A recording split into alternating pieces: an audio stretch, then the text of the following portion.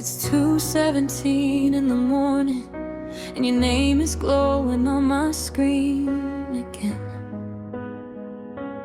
Not because you called, not because you texted, not because you suddenly remembered me, but because I typed it the same way I have 100 nights before. My thumbs know the way without thinking, like a muscle memory, like a road I've driven so many times I could find it blindfolded.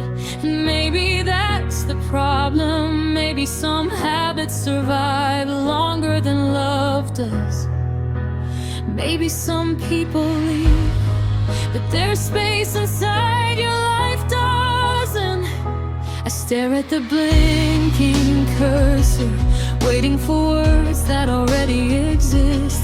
Words I've rewritten 1,000 different ways. Words that always sound too desperate, too honest, too late. And somehow, no matter how many versions I create, they all end the same way, unsent.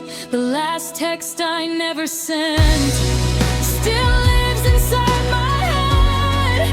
Every word I couldn't say still echoes through my chest. The last text I never sent feels heavier than goodbye, because some message leaves behind questions, and questions never die. I wonder if you'd laugh if you knew how many drafts exist. Entire conversations, entire apologies, entire confessions, living inside a notes app, like ghosts refusing to move on. Some of them are angry, some of them are broken, some of them are full of hope, the kind of hope that only appears at 2 in the morning, when loneliness starts sounding reasonable. One draft simply says, I miss you. 2 words, 8 letters, a whole universe of pain. Another says, I finally understand what happened, which is a lie, because I still don't, and maybe I never will. I still replay our last conversation like a song stuck on repeat, searching for hidden meanings, searching for warnings, searching for the moment everything changed. But endings never announce themselves, they arrive quietly, disguised as ordinary days. The last time we talked felt normal, that's what hurts. You didn't sound distant, you didn't sound different, you sounded like you. And somehow a few days later you weren't mine anymore. I wish heartbreak came with instructions, a map, a warning sign, something that says, pay attention, this moment matters more than you realize. Maybe then I would've listened longer. Maybe then I would've memorized your voice. Maybe then I would've known I was standing inside a memory before it became one. The last text I never sent still waits inside my phone, like a door I never opened, like a bridge I never crossed. The last text I never sent still carries pieces of me, the version that couldn't let go, the version still asking please.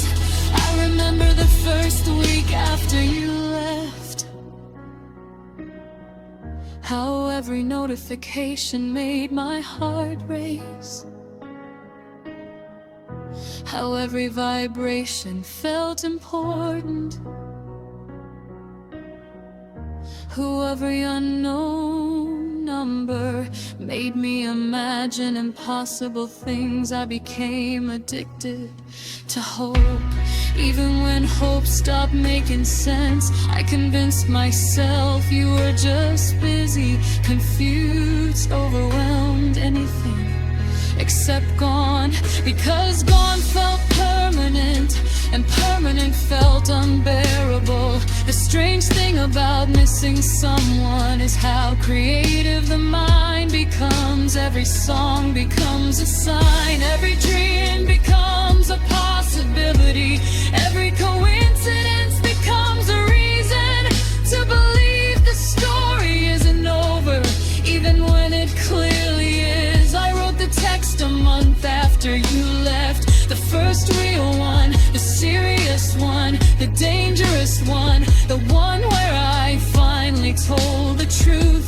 I told you I still thought about you every day. I told you I still reached for my phone whenever something good happened, because for so long you were the first person I wanted to tell. I told you the city felt different now, like someone had removed a color nobody else noticed was there. I told you I was trying to move forward, trying to heal, trying to become someone who wasn't waiting anymore. And then I stared at the send button for an hour before deleting everything, because some messages are really questions in disguise. And I was terrified of the answer. The last text I never sent wasn't really about love, it was about closure, about wanting proof that what we had mattered as much as I thought it did. Because when someone leaves quietly, they leave room for doubt, and doubt is cruel. It makes you question everything, the memories, the promises.